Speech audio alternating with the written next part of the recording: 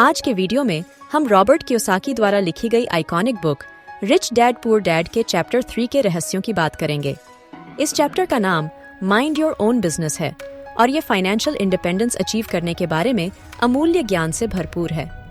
आपको चैप्टर 1 और चैप्टर 2 का लिंक डिस्क्रिप्शन में मिल जाएगा। Let's start the video. Kiyosaki इस चैप्टर की शुरुआत रैट रेस के एक कॉन्सेप्ट के साथ करते हैं। ये वह एंडलेस साइकिल है जिसमें हार्ड वर्क करना, पैसे कमाना, बिल चुकाना और आमतौर पर महीने के अंत में कुछ नहीं बचता है। क्या यह फेमिलियर सुनाई देता है? वेल, आप अकेले नहीं हैं। इस साइकिल में बहुत से लोग फंस जाते हैं क्योंकि वे फाइनेंशियल इंडिपेंडेंस के अलावा जॉब सिक्योरिटी और स्टेडी सैलरी को ज्यादा अहमियत देते हैं। लेकिन यहाँ कियोसाकी एक ट्रूथ बॉम्ब गिराते हैं। रैट रेस से मुक्ति पाने की कुंजी फाइनेंशियल एजुकेशन है। उनका तर्क है कि फॉर्मल एजुकेशन हमें धन के बारे में बहुत कम सिखाता है, इसलिए यहाँ तक कि हाईली एजुकेटेड लोग भी फाइनेंशियली स्ट्रगल का सामना कर सकते हैं। सक्सेस पाने के लिए आपको मनी, एसेट्स, लायबिलिटीज और इन्वेस्टिंग के बारे में सीखना इम्पोर्टेंट है। फाइनेंशियल एजुकेशन रैट रेस से बाहर निकलने का आपका पासवर्ड है। अब चलो इस चैप्टर के मूल विषयों में आते हैं, एसेट्स और लायबिलिटीज को समझना। एसेट्स, जैसा कि कियोसाकी ने डिफाइन किया है, वे चीजें हैं जो आपको पैसे दिलाती हैं। इनमें investments, rental properties, income generating businesses, stocks, bonds और इंटेलेक्चुअल प्रॉपर्टी शामिल हैं। महत्वपूर्ण बात यह है कि assets positive cash flow generate करती हैं। ऑन द फ्लिप साइड हमारे पास लायबिलिटीज होती है, जो चीजें हैं जो आपके पैसे को बाहर लेती हैं। इनमें mortgages, car loans, credit card debt और मंथली एक्सपेंसेस शामिल है, जिन्हें रेगुलर पेमेंट्स की आवश्यकता होती है। True wealth income generating assets प्राप्त करके और लायबिलिटीज को कम करके बनता है। यहाँ एक मौलिक सिद्धांत है जिसे आपको कभी नहीं भूलना चाहिए। The rich buy assets and the poor only have expenses. Rich people's income generating करने वाली एसेट्स को अधिक महत्व देते हैं, जबकि पुअर और मिडिल क्लास अक्सर अपने पैसे को घर, कार और कंज्यूमर गुड्स जैसी लायबिलिटीज पर खर्च करते हैं।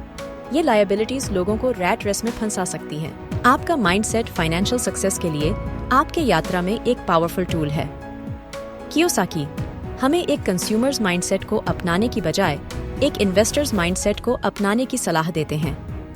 इन्वेस्टर अपने धन को बढ़ाने के अवसरों की तलाश करते हैं, जबकि कंज्यूमर अक्सर पैसे को उन चीजों पर खर्च करते हैं जो उनके फाइनेंशियल फ्यूचर को नहीं बढ़ाते हैं। यह सब पैसे के बारे में सोचने के तरीके को बदलने के बारे में है। यहाँ एक और महत्वपूर्ण अवधारणा है जिस पर यहाँ चर्चा हो रही है, बिजनेस शुरू करने या उसके मालिक होने की विचारधारा। कियोसाकी का तर्क है कि बिजनेस ओनरशिप आपको अपनी इनकम को कंट्रोल करने और एसेट्स बनाने की अनुमति देता है। हाँ, एंटरप्रेन्योरशिप में रिस्क है, लेकिन पोटेंशियल रिवॉर्ड फाइनेंशियल इंडिपेंडेंस के साथ उन रिस्क को पार करते हैं। यह आपके फाइनेंशियल डेस्टिनी के बारे है। कियोसाकी जॉब सिक्योरिटी की धारणा को चैलेंज करते हैं। केवल जॉब पर इनकम का भरोसा करना रिस्की है, क्योंकि यह आपको फाइनेंशियल फ्रीडम और सुरक्षा प्रदान नहीं करता जो इनकम जनरेट करने वाली एसेट्स के साथ आती है। याद रखें, एसेट्स आपके जेब में पैसे डालती हैं, जबकि लायबिलिटीज पैसे को बाहर लेती हैं। कियोसाकी हमें एक चैलेंज देते हैं, अपनी फाइनेंशियल एजुकेशन बढ़ाएं, इनकम जनरेट करने वाली एसेट्स को प्राप्त करने का प्रयास करें और अपनी लायबिलिटीज को कम करें।